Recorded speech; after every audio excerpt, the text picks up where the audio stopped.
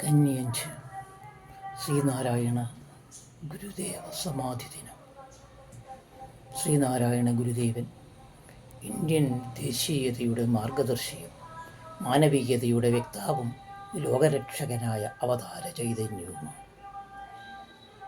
ലോകത്തിൽ ശാന്തിയും പുരോഗതിയും കൈവരിക്കാൻ ഉതകുന്ന സൃഷ്ടിപരമായ ദർശനമാണ് ഗുരുദേവനെ മനുഷ്യരാശിയുടെ ആചാര്യനാക്കിയത്. മനുഷ്യൻ നന്നാവുക എന്ന് പറഞ്ഞാൽ ലൗകികവും ആത്മീയമായും ഉയരുകയാണെന്ന് ഗുരു വ്യക്തമാക്കി.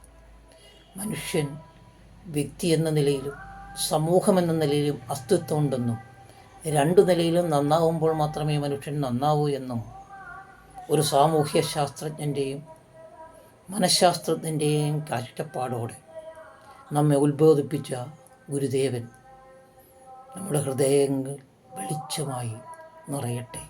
ഹരി ഓം.